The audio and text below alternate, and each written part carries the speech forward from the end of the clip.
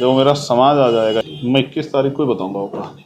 मैंने तय किया है कि जिस समाज ने मेरा संरक्षण किया और जिस समाज ने अपने खून से एक एक पैसे से मुझे सींच के जो यहाँ तक लेके आया, 21 तारीख को तब उनके आगे मुझे भरोसा है। मैं आपके चैनल के माध्यम से कह रहा हूँ, 21 तारीख को मेरा परिवार आएगा। 21 जुलाई को देश की राजधानी दिल्ली में संसद भवन के पास चंद्रशेखर आज़ाद के सुरक्षा के लिए एक बड़ी रैली हो रही है, बड़ा आयोजन हो रहा है जिसमें जयंत चौधरी भी आ रहे हैं और देश भर के लोग वहां जमा होने वाले हैं। दुनिया भर से लोग इस बैठक पर नज़र गड़ाए हुए हैं। मांग दो है, चंद्रशेखर आज़ाद को सिक्योरिटी दी जाए या फिर उनको हथियार, गन, बंदूक, आत्मसुरक्षा के लिए लाइसेंस दिया जाए। खुद चंद्रशेखर मेरे साथ हैं। हमला हुआ था, आप सब लोग जान रहे हैं, अब तक घाव भरा नहीं है। क्या ये बहुत ज़रूरी है? क्या अब समय आ गया है कि जो खासकर जो शोषित वंचित सब तबके की लड़ाई लड़ते हैं, उनकी जान की हिफाजत खतरे में है? सरकार इस पर संज्ञान नहीं ले रही है। इन्हीं सब मुद्दों पर बात करेंगे और बात एक खास ये होगी कि आखिर उस दिन हुआ क्या था। क्यों आप लोगों ने एप्लीकेशन दिया है सरकार को कि हमें सुरक्षा दी जाए? कब से मांग कर रहे हैं? पहली बात तो 21 तारीख की जो रैली है, रैली नहीं, वो हमारी आक्रोश सभा है। 21 जुलाई को भीम आर्मी का स्थापना दिवस होता है और अन्याय के खिलाफ लड़ने के लिए, संविधान की रक्षा के लिए बनी भीम आर्मी का जो स्थापना दिवस है, इस बार विरोध प्रदर्शन के रूप में वो यहाँ, ये तो एक छोटी सी मांग है कि उस घटना की सीबीआई जांच है। वो भी इसलिए क्योंकि उसमें जो बड़े मगरमच्छ हैं, अजगर हैं, उनके नाम सामने हैं, जिनके इशारे पे पूरी घटना हुई और जिनको बचाने का प्रयास सरकार के इशारे पे पुलिस कर रही है। उसके पूरे एविडेंस है मेरे पास। 21 तारीख को मैं वहाँ जनता के सामने रखूँगा, जब हमारा पूरा देश का संगठन आएगा, जिम्मेदार लोग आएंगे जिनको हमने बुलाया है। फिर उसके अलावा हमने किसान संगठनों को, जो एक्टिविस्ट हैं, उनको भी बुलाया है। बहुत सारे पॉलिटिकल पार्टी के जो लीडर्स हैं विपक्ष के, जिनके साथ सीबीआई के द्वारा, ईडी के द्वारा, इनकम टैक्स के द्वारा, एनआईए के द्वारा झूठे मुकदमे लगा के जेल भेज के, जिनको जो है ना, जिनके ऊपर हमला हो रहा है, किसानों के खिलाफ कानून ला के इस तरह से हमला हो रहा है। किस नेता को जेल भेज दिया है मोदी जी ने? एक्टिविस्ट जेल में है, कुछ हमारे आप जैसे कार्यकर्ता जेल में। एक बड़ा नेता बताइए जिसको मोदी जी ने जेल में भेजा हो। न सोनिया गांधी, न प्रियंका गांधी, न अखिलेश यादव, न तेजस्वी यादव, न नीतीश जी। तो लालू जी बड़े नेता जी। लालू जी तो पहले से उनको तो जेल खटवाया जा रहा, तो कांग्रेस के बस चले वो विपक्ष के सब नेताओं को जेल में डाल दें। कहाँ डाला, कहाँ? ये आप लोग प्रिडिक्शन क्यों कर रहे हैं? लालू यादव तो कांग्रेस के जमाने में जेल गए, उसमें मोदी जी का क्या लेना देना है? तो लालू यादव जी को जेल में रहना चाहिए, आप ये चाहते हैं? नहीं, मैं नहीं चाहता हूँ। जिस तरह से अब जो है बहुत पुरानी फाइलें खोल के जो है और एक षड्यंत्र के थ्रू जो है लोगों को परेशान किया जा रहा है, ये हमला ही तो है। देखिए, दो सवाल है चंद्रशेखर जी। क्या आपको लगता है उमर खालिद हो या चंद्रशेखर आज़ाद हो, प्रशांत कनौजिया हो या कई सारे पत्रकार हो, उनको जेल में डाला जा रहा है? टमाटर बेचने वाले को जेल में डाला जा रहा है। एक भी बड़े विपक्षी नेता को मोदी सरकार ने जेल में नहीं डाला है, जिनको वो भ्रष्टाचारी कहते हैं। हाँ, पार्टी में जरूर मिला लेते हैं। आप लोग देखो, फैक्ट यही है। देखो, बेसिकली ये सवाल सब जगह लागू होता है। आप चाहे वो दिल्ली में देख लो, चाहे वो दिल्ली से बाहर देख लो, सरकार ने अपनी तरफ से तमाम तरफ के हथकंडे अपनाए हैं। चाहे उन्होंने मध्य प्रदेश की सरकार तोड़ी हो या जिनको भ्रष्टाचारी कह रहे थे महाराष्ट्र में, उनको अपने में मिला लिया। ये एक तरह का हमला है और उस सब हमले के खिलाफ, जिस तरह से वो बिना किसानों से पूछे कानून बनाते हैं उनके खिलाफ, फिर किसान सड़कों पर आते हैं। ये जो अन्याय हो रहा है, जिस तरह उनके खिलाफ वो कानून बना देते हैं, जिस तरह से और तमाम तरह के लोगों के खिलाफ जो है वो कानून बना देते हैं, उन सबके खिलाफ जिस तरह से निजीकरण कर रहे हैं, ये हमला नहीं है? इस तरह पूरे सरकार सिस्टम को बेच रहे हैं जी। तो आप सरकार को अनकंफर्टेबल करते हैं ना। बाकी लोग एसी में बैठ के राजनीति कर रहे हैं, ट्वीट करते हैं, आप रोज सड़क पर निकलिएगा। आपको सरकार से खतरा है या जो सरकार, जो मनुवादी लोग हैं, जो कास्टिस्ट लोग हैं, जो चाहते हैं कि दलित पिछड़ों का बेटा नेता ना बने, उनसे खतरा है? दोनों चीजें क्लियर कीजिए। देखो, मैं फिर कह रहा हूँ, बात मेरी चल ही नहीं रही है ना। मुझे किससे खतरा है? मुझे तो जो सत्ता संरक्षण में जो अपराध हो रहे हैं, मुझे तो उससे खतरा हो। लेकिन देश के अंदर जो हो रहा है आज़ादी के बाद आज तक भी, अगर महिलाओं के साथ यौन उत्पीड़न हो रहा है, पेशाब पिलाया जा रहा है, मूछें काटे जा रही है, पानी पीने पर हत्या हो रही है, ये जो हमला आप समझते हैं, ये पूरे समाज पे जो हमला है। मेरे ऊपर हमला तो उस विचारधारा पर, उसके नेतृत्व पे हमला है कि कोई अन्याय के खिलाफ बोले ना। जो आप कह रहे हैं अनकंफर्टेबल, कुछ भी आप गलत करोगे, महिला पहलवानों के साथ गलत करोगे, अगर हम उसके लिए बोलेंगे तो इस हमले का जवाब जो है ना वो जनता को देना ही पड़ेगा। हम लोग जीवित लोग हैं, जागरूक लोग हैं, अगर कुछ गलत होगा तो बोलेंगे। मोदी जी के खिलाफ आप ट्विटर से लड़िए, विपक्ष की भूमिका ट्विटर तक है। आप सड़कों पर जाते हैं, आप 2014 से पहले की राजनीति कर रहे हैं, जब भारत बंद होता था लोग सड़कों पर उतरते थे। भाई मैं जिनको नेता मानता हूँ, चाहे वो बाबू जगदेव प्रसाद कुशवाहा रहे हों, जननायक कर्पूरी ठाकुर रहे हों, बाबा साहब अम्बेडकर रहे हों, बाबा साहब ने नहीं मार्च सत्याग्रह किया, कालाराम मंदिर आंदोलन किया, मानवर काशीराम साहब ने नहीं मंडल कमीशन पे इतना बड़ा आंदोलन किया, शराब भट्टी के खिलाफ जो उन्होंने आंदोलन किया, आमना रामसु वर्मा जी रहे हों, या जो और हमारे नेता रहे जिन्होंने कहा सड़कें सुनी नहीं होनी चाहिए, हम तो उनके आंदोलन को आगे बढ़ा रहे हैं, उनके विचार के साथ खड़े हैं। मैं जानता हूं अगर सब लोग ट्विटर से लड़ेंगे तो फिर तो सरकार निरंकुश हो ही जाएगी। लोकतंत्र है, हमें सत्ता को निरंकुश करने होने से रोकना। सत्ता आप सेट क्यों नहीं हो जाते हैं? ऐसे लोग आजकल सेट हो रहे हैं, इधर चाहे उधर, कोई सांसदी ले रहा है, कोई मंत्रिमंडल ले रहा है। आप सड़क पर आने की जिद क्यों पाले हुए हैं? देखिए, जिस विचारधारा का आंदोलन हम लोग चला रहे हैं, विचारधारा पर जो आधारित आंदोलन है, उसमें कोई सेटिंग गेटिंग हो ही नहीं सकती है। क्योंकि मानवर काशीराम साहब कहते थे अगर कोई सहारा देगा तो इशारा भी देगा। हम यहाँ बहुजन आंदोलन को आगे बढ़ाना चाहते हैं ईमानदारी से, किसी के इशारे पर रह के वो कामयाब नहीं हो सकता, इसलिए हमें अपना स्वतंत्र आंदोलन चलाना पड़ेगा। इसके खतरे का अनुमान है आपको? इससे बड़ा क्या खतरा होगा? जान से बड़ा। भाई आदमी जेल में रह ले, मुकदमा हो जाए, झूठे आरोप लग जाए, लेकिन जब जान ही सुरक्षित रहेगी, जब मैं इस खतरे से नहीं डर रहा तो और किस खतरे डर? ये देश बचाने की लड़ाई है। तो मैं वही कह रहा हूँ, सेट हो जाएगी ये संविधान। अरे भैया कमाल, कैसे लोग सेट हो रहे हैं साहब, कमाल। अब मैं फिर आपसे ही कहूंगा, अगर मैं जिनको महापुरुष मानता हूँ, जिनके रास्ते पे चल रहा हूँ, जब वो सेट नहीं तो मैं क्यों सेट हो जाऊँ? जिनको सेट होना है वो हो जाएंगे। मेरे जैसे लोग सड़कों पे अच्छे लगते हैं। और अगर संविधान बचाने की बात हम लोग करते हैं, देश के बेरोजगारों की बात हम करते हैं, महंगाई के विरोध में बात करते हैं, तो जनता के बीच में जाना पड़ेगा। आज की जो पॉलिटिक्स है वो पॉलिटिक्स जिस तरह से सुविधा की पॉलिटिक्स होगी, उसको करके काम चला लीजिए आप। तो चला तो सवाल वही, आप सड़क पर क्यों जाते हैं? भाई बहुत सारे लोग चला तो रहे हैं, शंभू जी। सब एक जैसे थोड़ा ही हो जाएंगे, 5 उंगलियां बराबर होती हैं, आपने देखी? सबके अपने कर्म होते हैं। और देखो, मैं जाति को नहीं कर्म को प्रधान मानता हूँ। आप अभी भी आप डर गए? आप ये कह रहे हो किसान घर में बैठ के ट्विटर से फसल उगाना स्टार्ट कर दे, ऐसा हो सकता है क्या? संभव? देखो, हम हक वंचित समाज के लोग हैं, हमें उस बंजर भूमि में जाके हल चलाना पड़ेगा और वहाँ मेहनत करनी पड़ेगी, समय पे बीज लगाना पड़ेगा, रात के अंधियारे में ठंड में पानी देना पड़ेगा, तब जाके फसल मिलेगी। हमारे लिए रास्ते इतने आसान थोड़े ही। अगर आप सोचते हो कि हम लोग कंफर्टेबल में या इसी में सुविधा की राजनीति कामयाब जंग नहीं हो सकते हैं। इस देश में जो जब तक जाति व्यवस्था रहेगी और जब तक जो है यहाँ ब्राह्मणवाद और अम्बेडकरवाद का आंदोलन रहेगा, जब तक अम्बेडकरवाद ताकतवर नहीं होता, तब एक सेकेंड, तब तक जो है ये मेरे जैसे लोगों को, बहुत सारे लोगों को कुर्बान होना पड़ेगा। मेरे जैसे बहुत सारे लोग नींव में धंसेंगे, तब लोग हमारे कंधे, तब समाज हमारे कंधे बैठ के आगे बढ़ेगा। हमें समाज की लड़ाई लड़नी, ना कि व्यक्तिगत। मैं सेट हो जाऊंगा, मेरे बच्चे खुशहाल हो जाएंगे, मुझे जो है सब कुछ मिल जाएगा, लेकिन समाज का क्या होगा? मैं तो एक सलाह दे रहा हूँ, मैं लड़ाई अपने लिए नहीं, समाज के लिए लड़ रहा हूँ। मैं तो एक सलाह दे रहा हूँ कि ऐसे दौर में इतना नाम है आपका, अब आप एस्टेब्लिश भी हो चुके हैं, सेट होने का वक्त है। कहीं किसी पार्टी, किसी संगठन में समय, आपको पब्लिक के लिए सड़क पर आना क्यों है? आप पर हमला नहीं होगा, आप सड़क पर उतरिए मत। हमने तो यही सीखा कि अंत ये आंदोलन व्यक्ति का नहीं, विचारधारा का आंदोलन, इसके जरिए जनता को जागरूक करना है। हमें जो आज दलित, पिछड़े, आदिवासी, अल्पसंख्यक समाज के लोग, किसान, कामगार लोग जो जागरूक नहीं है, उनको जागरूक करना। जिस दिन वो जागरूक हो जाएंगे, अपने अधिकारों के प्रति सचेत हो जाएंगे, फिर उनको किसी चंद्रशेखर की, किसी और अन्य नेता की जरूरत नहीं पड़ेगी, वो अपने अधिकार स्वयं ले लेंगे। हमें तो समाज को जागरूक करना, वो इसी में बैठ के नहीं हो सकता भाई। लोग देखिए, लोग जिस कम्युनिटी के हैं ना, उस कम्युनिटी की बात करते हैं। आपकी दिक्कत यह है कि आपको मुसलमानों के लिए भी लड़ना है, किसानों के लिए भी लड़ना है, वंचित समाज के लिए भी लड़ना है, पिछड़ों के लिए भी लड़ना है। ये आपने, ये आप सबका जिम्मा क्यों लेके घूम रहे हैं? आप अपनी कम्युनिटी की बात कीजिए। अच्छा, मेरी कम्युनिटी तो यही है, मैं बहुजन हूँ। बहुजन में SC ST मानवर काशीराम साहब समझा के गए, बुद्ध भी समझा के बहुजन हिताय बहुजन सुखाए। तो हम हक वंचित समाज की लड़ाई लड़ रहे हैं। हम लोग किसान जातियों के लोग हैं, तो क्यों नहीं लड़ेंगे लड़ाई भाई? क्या हम किसान जातियों से यही कहें कि भाई हमें वोट दे? तो उनकी, जब उनके अन्याय होगा, उनकी लड़ाई कौन लड़ेगा भाई?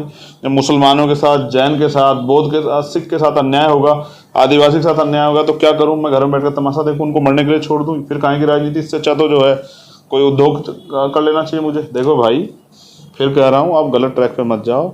असल लड़ाई तो यही है, जो लोग नहीं लड़ रहे हैं उनको भी लड़नी चाहिए मेरी तरह, इस तरह आके, तभी जाके जनता जागरूक होगी। देखिए, ये भारत में खासकर जो शोषित वंचित समाज के लोग नेता रहे हैं वो सेट होते रहे। आप मेरा आखिरी सवाल है, उसके बाद दूसरे टॉपिक है। आप उस कंडीशन में, आप उस सिचुएशन में हैं कि आप आराम से बाकी राजनीति कर सकते हैं, एमएलए एमपी बन सकते हैं, संसद जा सकते हैं, आप सड़क पर उतरेंगे ही नहीं, आपको कोई खतरा ही नहीं है। बहुत अच्छी बात है। तो इसका मतलब जो है, आप कोई ऑफर लेके आए हो?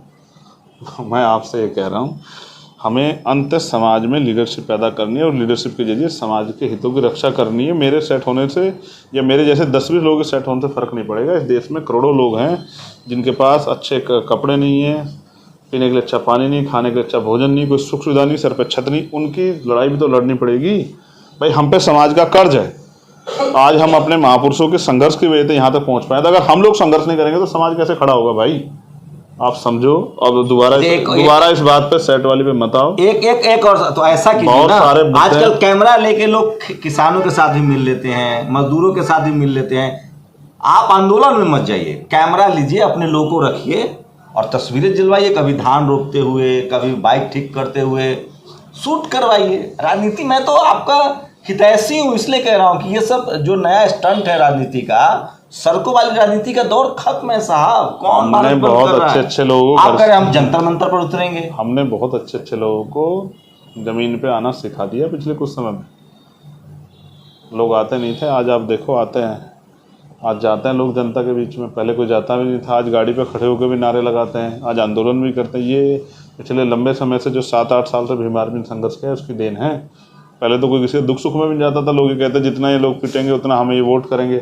अब लोग जाते हैं, ज्ञापन भी जाके पकड़ाते हैं। अब बहुत कुछ बदला है। हम लोग परिवर्तन चाहते हैं, सामाजिक परिवर्तन, आर्थिक परिवर्तन। माननीय काशीराम साहब का आंदोलन था, उसको कामयाब करने के लिए। चंद्रशेखर जी, आपको मजाक लग रहा है? आपको पता है कितना सीरियस अटैक हुआ आप पर, इसके बाद भी आपके जहन में डर नहीं है? आप बदलने के लिए तैयार नहीं है? किस बात का? सड़कों पर निकलते हैं। मेरा नाम चंद्रशेखर आज़ाद है। मेरा नाम चंद्रशेखर आज़ाद है। माने गुलामी जैसे शब्द जो हैं, मैं उनके विरोध में ही मेरा नाम मेरे फादर ने चंद्रशेखर आज़ाद रखा।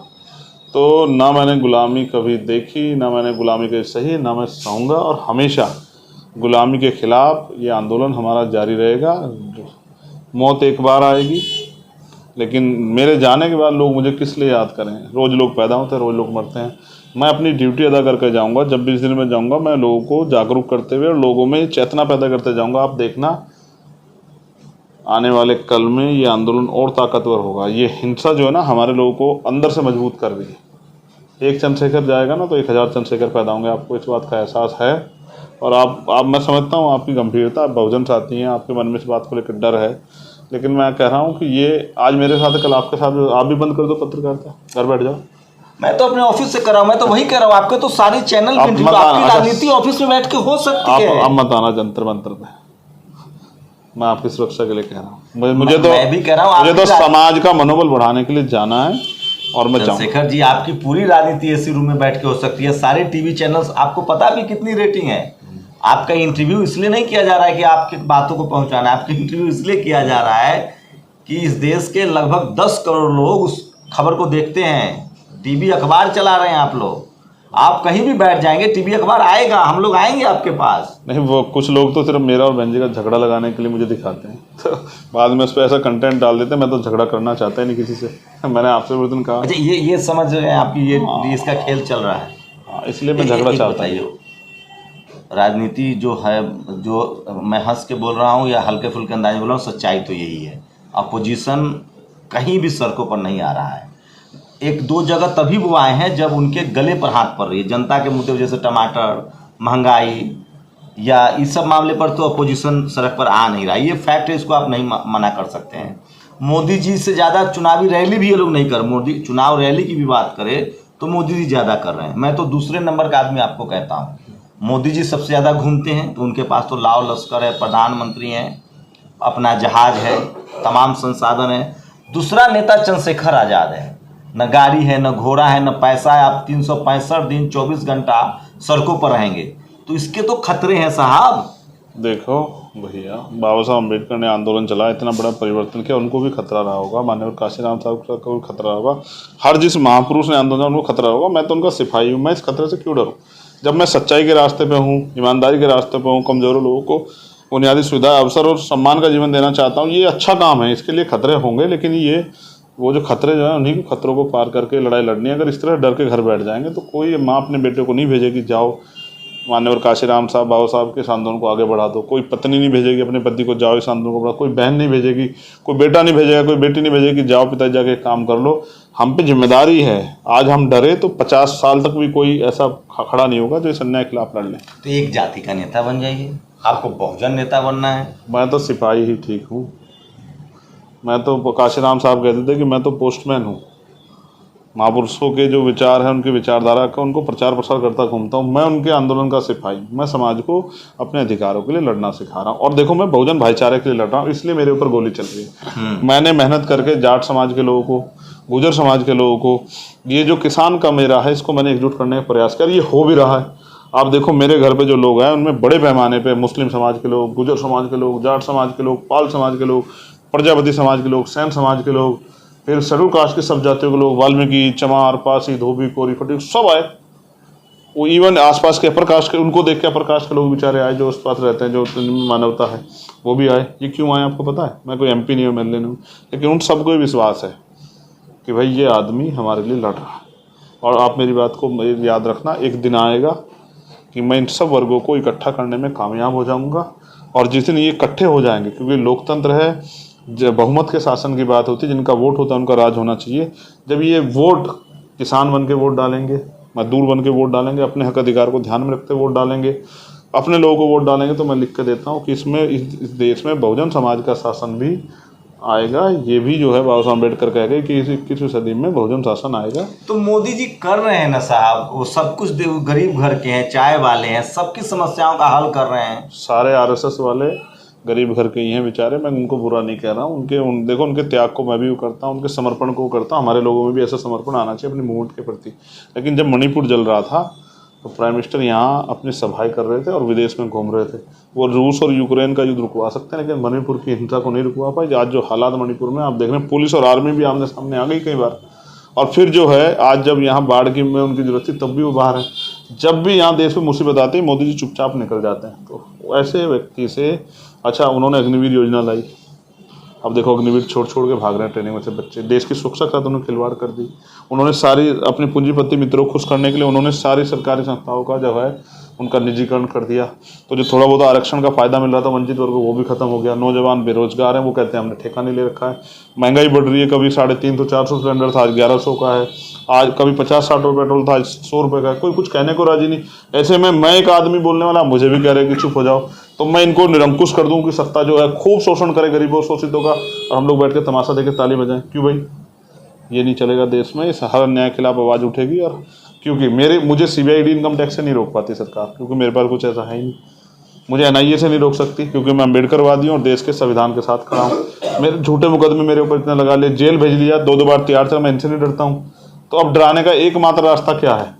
वो रास्ता है कि मेरी हत्या करा के मेरा मुंह बंद कर दे। ये पूरे अम्बेडकरवाद पे हमला है, पूरे समाज पे हमला। क्योंकि पहले आपने देखा सोसाइटी पे वो जो अन्याय करके उसकी पराकाष्ठा लिखी जाती थी, वो इसलिए लिखी जाती थी कि पूरे समाज में भय पैदा हो। ये जो अन्याय अम्बेडकरवादी जो लोग बोल रहे हैं, आज 2 ही तो लोग बोल रहे हैं इस अन्याय के खिलाफ, अम्बेडकरवादी लोग तो सबसे ज़्यादा बोल रहे हैं। हर मंच चाहे किसानों का हो, पहले सब पे जाते नहीं जाते हैं। तो उनको अम्बेडकरवाद से खतरा, इसलिए वो चाहते हैं अम्बेडकरवादियों की जबान दबा दी जाए, चुप कर दिया जाए, जिससे कि कोई अम्बेडकरवादी खड़ा ना हो। एक चंद्रशेखर जाएगा, कल 1000 खड़े हो जाएंगे। कैसे रोकोगे? ये रुकने वाला काम नहीं है। जनता में जो गैर बराबरी के कारण जो इतना जो है उन्होंने अन्याय सहा सदियों से, आज उनके अंदर गुस्सा है और वो लड़ेंगे, मजबूती से लड़ेंगे। आप देखना एक दिन आ जाएंगे, पैर उखड़ जाएंगे। इस सोच को, जो गैर बराबरी की सोच को मानने वाले लोग हैं, हमारी लड़ाई किसी जाति धर्म से नहीं है। भारतीय संविधान सबको धार्मिक आज़ादी देता है। सब जो हिंदू धर्म में आस्था रखते हैं हिंदू धर्म को माने, जो इस्लाम में आस्था रखते हैं इस्लाम को माने, जो सिख में, जैन में, बौद्ध में, ईसाई में रखते हैं वो उनको माने। ये कभी हमारी लड़ाई का हिस्सा रहा ही नहीं। धर्म हमारी लड़ाई का हिस्सा नहीं है। हमारी लड़ाई है हिस्सेदारी की, अधिकार की, स्वाभिमान सम्मान के जीवन की। तो इस हिस्सेदारी को ना मोदी जी हमें दे सकते, ना कोई और दल दे सकता। इसको हमारा दल जो इस विचारधारा को से सहमत है हिस्सेदारी वाली से, जब वही सत्ता में आएगा तभी मिलेगी। लेकिन सवाल वही तो है सर, इस देश में जब घोर चुप्पी है, कंपनियां बिक रही है, प्राइवेटाइजेशन हो रहा है, नौकरियां खत्म हो रही है। कल यूपी में 157 पोस्ट आए हैं। शेड्यूल कास्ट के जो रिजर्वेशन है उसके हिसाब से एक भी पोस्ट नहीं है। ओबीसी के घट रहा है, शेड्यूल ट्राइब को 2 सीट दी गई है, 157 में जनरल और ईबीएस को 125 सीटें। सवाल मेरा यही है कि इस पर भी लोगों ने ट्वीट कर दिया, तो अखिलेश जी भी ने ट्वीट किया, स्वामी प्रसाद मौर्य जी ने भी ट्वीट कर दिया है, बीएसपी के एक सांसद हैं रामजी गौतम, उन्होंने भी ट्वीट कर दिया है। आप भी एक ट्वीट कर दीजिए, आप फिर इसको जंतर मंतर पर ले जाएंगे। खत्म हो गया, उनका काम खत्म हो गया इस बात के साथ। देखो, सब अपने अपने तरीके से काम कर रहे हैं, कोई बैटिंग करता है, कोई बॉलिंग करता है, कोई फील्डिंग करता है, मैं अपना काम कर रहा हूँ। मुझे लगता है कि ये जब तक इसको इस तरह के आंदोलन को स्प्रेड नहीं किया जाएगा, बढ़ावा नहीं जाएगा और आम आदमी तक की बात नहीं जाएगी, तब तक नहीं होगा। मैंने 49,000 शिक्षक भर्ती को भी लड़ा, 4 दिन में वहाँ लेटा रहा फर्श पे, रुकी सुखी खाकर उनके साथ डटा रहा, मजबूर किया हमने सरकार को करने से। देखो, इस बात को फिर समझना पड़ेगा, यही तो बीजेपी का सामाजिक न्याय है जिसकी बात वो करते हैं। हम हिस्सेदारी की बात कर रहे हैं और वो हमें लैमचूस पकड़ा रहे हैं, वो हमें जो है ना दया पे रखना चाहते हैं। हमारा जो कोटा बैठता है SC ST का, वो 22.5% बैठता है।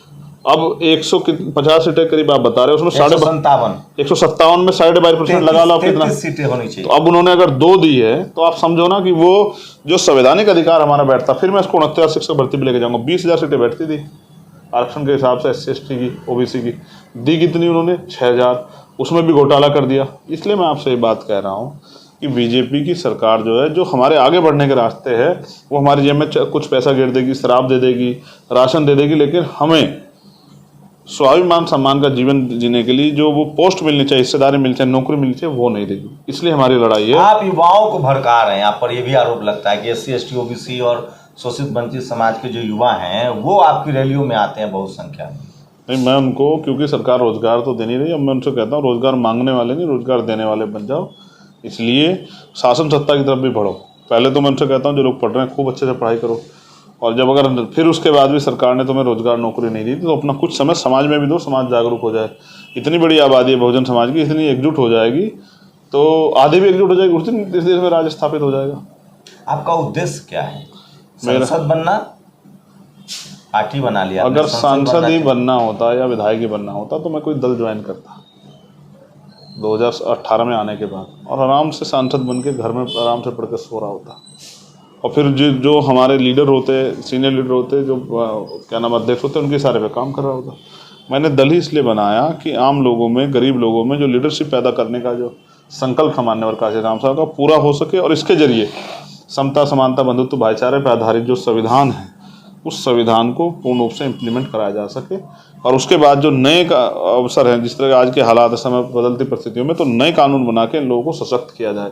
इस देश के दलित, पिछड़े, आदिवासी, अल्पसंख्यक समाज को उसके पैरों पर खड़ा किया जाए, उनको रोजगार दिया जाए, उनको स्वयं जमीन दी जाए, उनको स्वयं सम्मान का जीवन दिया जाए, उनको रोटी कपड़े मकान की समस्या से दूर किया जाए, उनको जो तमाम तरह के अन्याय उनके साथ हो रहे हैं, कास्ट उसको ख़त्म किया जाए, जो सामाजिक गैर बराबरी है, धार्मिक गैर बराबरी है, आर्थिक गैर बराबरी, इसको ख़त्म करके समता, समानता, बंधुत्व, भाईचारे पर आधारित शासन व्यवस्था लागू करके लोगों को बराबर का सम्मान और जीवन दिया जाए। यही एक हमारी छोटी सी कामना है, और कोई इसके अलावा कोई और इच्छा नहीं है। उस दिन क्या हुआ था? उस दिन मतलब आप अगर मेमोराइज करें दोबारा, क्या वो कहानी बताएंगे आप? 21 जुलाई को जो देश भर से लोग आ रहे हैं आपके लिए। मैं 21 तारीख को ही बताऊँगा वो कहानी। मैंने तय किया है कि जिस समाज ने मेरा संरक्षण किया और जिस समाज ने अपने खून से एक एक पैसे से मुझे सींच के जो यहाँ तक लेके आया, जब मेरा समाज आ जाएगा 21 तारीख को, तब उनके आगे मुझे भरोसा है, मैं आपके चैनल के माध्यम से कह रहा हूँ, 21 तारीख को मेरा परिवार आएगा। इन मनोवादियों को ये ताकत दिखाने के लिए, एहसास कराने के लिए कि चंद्रशेखर आज़ाद अकेला नहीं है, और चंद्रशेखर आज़ाद के खून से अगर होली खेलने का प्रयास करोगे तो हम लोग जो हैं इतनी आसान चुप नहीं बैठेंगे। आप किसान कम्युनिटी को जोड़ रहे हैं, जाट, गुर्जर, पटेल, मराठा, कुर्मी, कोयरी, यादव, कुशवाहा। जयंत चौधरी ने कहा है कि हम खुद आएंगे जंतर मंतर। बहुत सारे लोग आएंगे। जयंत चौधरी जी बड़े नेता हैं, राष्ट्रीय लोकदल के राष्ट्रीय अध्यक्ष हैं। उनका परिवार किसानों के लिए बहुत समर्पित परिवार रहा। उनके दादाजी प्राइम मिनिस्टर रहे। मैं उनको बहुत बड़ा नेता मानता हूँ, चौधरी चरण सिंह जी को। माननीय काशीराम साहब के बाद जिन नेताओं में मैं को ये मानता हूँ, जिनका मैं अनुसरण करता हूँ, उनमें चौधरी चरण सिंह जी भी हैं। इतने ईमानदार और इतने संघर्षशील नेता जो हैं, धरती पर शायद दोबारा पैदा ना हो। इतने कमिटेड जो नेता थे किसानों के प्रति। तो क्योंकि मैं किसानों की धरती से आता हूँ, पश्चिम से, इसलिए जो है हमने बहुत सारे लोगों को इनवाइट किया है। और क्योंकि मेरे और जैन जी के तो बिल्कुल भाईचारे के रिश्ते हैं, उनको तो वैसे भी आना है, वो तो सबसे पहले आएंगे। मैं नहीं भी बुलाता तो भी आते, क्योंकि वो हम में भाइयों जैसा रिश्ता है। लेकिन बहुत सारे ऐसे लोग हैं जिनको आपने सोचा भी नहीं होगा, वो भी आएंगे, आप देखना। क्या क्या आपने हमलावरों को देखा है, पहचान सकते हैं आप उसको, अगर आपके सामने अगर ट्रायल किया जाए, पेशी किया जाए तो? देखो, मैंने उनको देखा भी है, 2 लोगों को मैं उनको पहचानता भी हूँ। फिर बड़ी बात एक और जो सबसे इम्पोर्टेंट ये है कि वो हमलावर 4 नहीं थे। इस बात को भी हमने पीसी के माध्यम से रखवाया था कि वो हमलावर 4 से ज़्यादा थे। 6 लोगों की तो मैंने बाकायदा फ़ोटो दी है कि उस घटना के कुछ ही घंटे बाद वो लोग 6 लोग एक जगह बैठे हुए हैं। ये बात मैं आपको इसलिए कह रहा हूँ कि आपको लगता है ये पूरी प्लानिंग है, साजिश थी, या कुछ सिरफिरे? पुलिस कह रही है कि कुछ सिरफिरे थे, या आपको लगता है कि एक पॉलिटिकल कॉन्स्पिरेसी है, एक बड़ी राजनीतिक साजिश है थी आपको कि रास्ते से ऐसे हटाने? कितने सरफिरों ने अब से पहले बहुजन नेताओं की हत्या की है, आप बताओ। और क्या सरफिरों का इतना दिमाग खराब हो गया कि वो हत्या पे उतर आए? ये पॉलिटिकल कॉन्स्पिरेसी है, जैसे जगदेव बाबू के साथ ये हुआ, तो समझ आ जाए कि किसी को सोनेलाल पत्थर पटेल मार के दें, साथ हुआ। हाँ। कुछ इस तरह की वो गाड़ी पे वो कर दें या कोई झंडा दिखा दे तो समझ आता है। लेकिन हत्या का समझते हो आप? उनको ये भी एहसास होगा, उनके मालिकों ने भी बताया होगा कि अब पीछे कोई उस तरह का वो बने तो उससे हम संभालने का प्रयास करेंगे। सब कुछ उनको इस बात के लिए जागरूक किया गया होगा। आज ये ट्रेंड बन गया है कि नाबालिग या छोटे छोटे बच्चों से हत्या करा के जो है और अपने विरोधियों को ठिकाने लगाया जाए। आपको फूलन देवी याद है? उनकी भी पॉलिटिकल हत्या थी वो। जगदेव बाबू की हत्या थी, पॉलिटिकल हत्या थी। सरेआम गोली मारी सोनेलाल गई। पटेल की हत्या की आज भी जांच की मांग की जा रही है कि उनको किस तरह से उनकी हड्डियां तोड़ दी गई। हाँ, बहुत सारी ऐसी चीज़ें हैं जिन पे हमें नज़र रखनी चाहिए। और मैंने सतर्कता थोड़ी सी बढ़ा ली है। लेकिन मैं फिर कह रहा हूँ कि मैं अन्याय के खिलाफ चुप नहीं रह सकता हूँ। ये मेरे नाम को भी सूट नहीं करता। मैंने जिस तरह के आदर्श और संस्कार सीखे हैं परिवार से, मेरे पिताजी से और महापुरुषों से जो मैंने पढ़ा है, वो मुझे प्रेरित करते हैं अन्याय के खिलाफ लड़ने की। और मैं आपको पता भरतपुर क्यों गया? यही गया बताने के लिए कि अपना मनोबल कमज़ोर मत करना। जब तक मेरे अंदर सांस है मैं आपके लिए इसी तरह से लड़ता रहूंगा। एक और सवाल है, आप अपना रोजी रोटी देखिए ना। आप सारे नेताओं को भी एकजुट कर रहे हैं, सारी कम्युनिटी को एकजुट कर रहे हैं, अब नेताओं को भी आप एकजुट कर रहे हैं।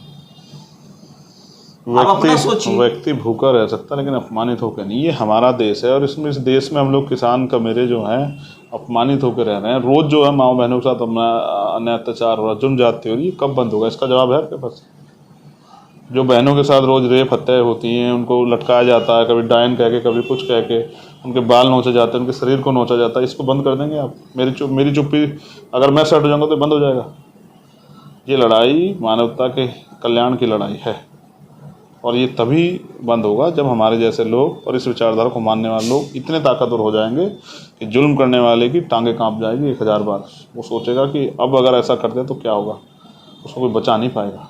आप मेरी बात को फिर समझो। उन करोड़ों माओं के आंसू को क्या जवाब दूँ जिनके जो निर्दोष होते, जिनके बच्चों को जो है बलि का बकरा बना दिया गया? सरकार ने अगर सुरक्षा नहीं दी तो ना दे। कोर्ट जाऊँगा ये बताने के लिए कि सरकार का चरित्र क्या है। और फिर सुरक्षा के लिए मैंने आत्मरक्षा के लिए लाइसेंस की मांग की है कि आप मुझे लाइसेंस वो भी नहीं मिला तो कोई बात नहीं देंगे तो क्या हुआ? फिर लड़ूंगा सड़कों पर जाकर। आप तो कहे थे यूपी पुलिस पर आपको भरोसा है, अधिकारियों पर भरोसा है, वो न्याय करेंगे आपके साथ, प्रॉपर इन्वेस्टिगेशन होगा। उनका मनोबल बढ़ाने के लिए इससे ज़्यादा क्या कहूँ? चलिए, आपको लाइसेंस भी नहीं मिला। उनका मनोबल बढ़ाने के लिए उनको ये कहा कि वो हिम्मत से काम करें, क्योंकि कुछ लोग तो ये भी झूठ फैला रहे थे। सरकार के लोगों ने कहा कि साहब अपनी सुरक्षा लेने के लिए वो कर दिया हमला। नहीं, ब्रजेश पाठक जो डिप्टी सीएम उन्होंने कहा कि मैं पूरी सुरक्षा दूंगा और हम जांच कराएंगे। ये बहुत ही गलत बात है। इसीलिए तो हम कह रहे हैं कि इस घटना की सीबीआई जांच हो, जो हमारी सबसे प्रायोरिटी की मांग है कि इस घटना की सीबीआई जांच हो, उनको आरोपियों का नार्को टेस्ट हो। और इसलिए सीबीआई जांच होनी जरूरी, वो भी सुप्रीम कोर्ट के सिटिंग जज की निगरानी में, कि जो बड़े अजगर मगरमच्छ पड़े हैं, जो जिनकी निगाह है कि चंद्रशेखर और ये आज़ाद समाज पार्टी का आंदोलन मजबूत हो रहा है, इसको कैसे रोकेंगे, जो हत्या तक पे उतारे हैं, उनको जो है ना, उनको वो कटघरे में आए। और मैं शर्त लगा कहता हूँ, मेरे पास बहुत सारी चीज़ें जो 21 तारीख को मैं रखूँगा।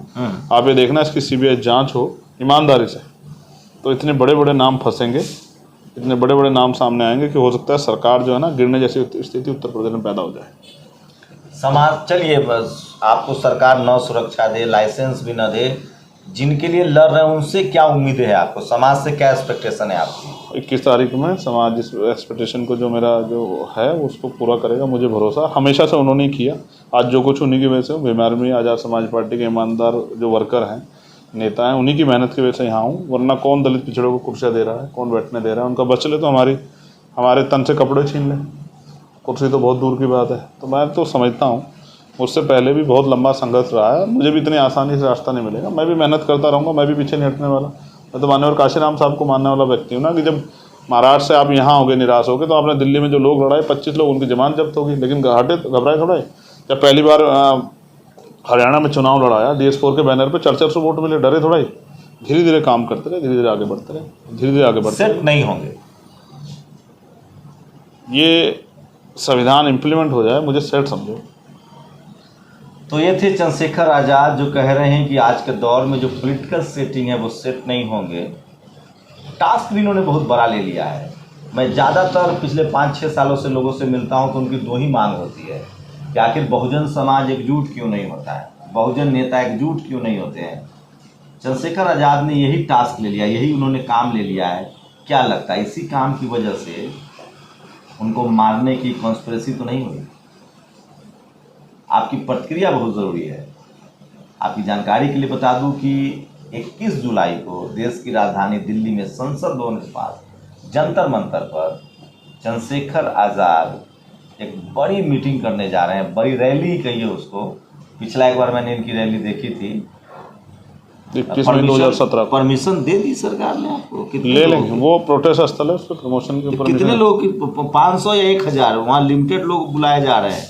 देखो, हमने तो बहुत कम लोगों को बुलाया, बाकी तो समाज है, दिल्ली से ही लोग ज़्यादा लोग आए। फिर एक FIR हो जाएगा पर आप परमिशन, वहाँ तो आजकल तो परमिशन दी जा रही है, या तो 500 बुलाइए या 250 या 300। हमने यहाँ 10,000 1 लाख लोग आ जाएंगे, आप पर फिर FIR हो जाएगा। देखो, हमने बीजेपी के भी, कांग्रेस के भी, आम आदमी पार्टी, बहुत सारे दलों के आंदोलन देखे हैं।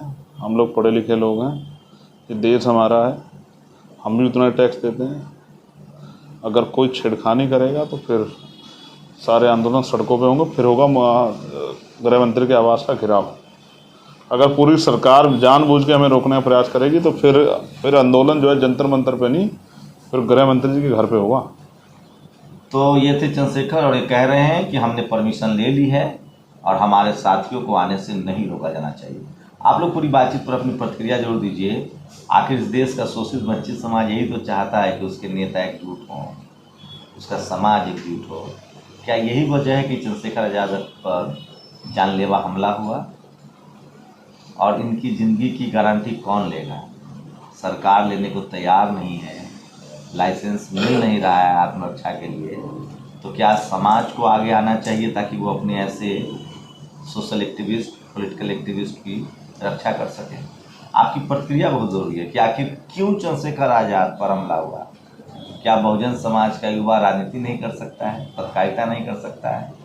3 साल के करीब इन्होंने जेल में गुजार दिए हैं, दर्जनों FIR है, और अब जान के पीछे लोग पड़े। सवाल तो पूछा जाना चाहिए, लेकिन इस देश का TV अखबार तो ये सवाल नहीं पूछेगा। चंद्रशेखर जी ने खुद मान लिया कि इनका इंटरव्यू इसलिए किया जाता है ताकि आपस में लड़ाया जा सके। पूरी बातचीत पर आपको अपनी प्रतिक्रिया जरूर दीजिए। शुक्रिया सर, हमें समय देने के लिए। जय। नेशनल दस्तक की आपसे गुजारिश है कि अगर इसको बचाना चाहते हैं तो नेशनल दस्तक को सब्सक्राइब करने के लिए रेड कलर के सब्सक्राइब बटन को दबाएं, फिर बेल आइकन की घंटी दबाएं।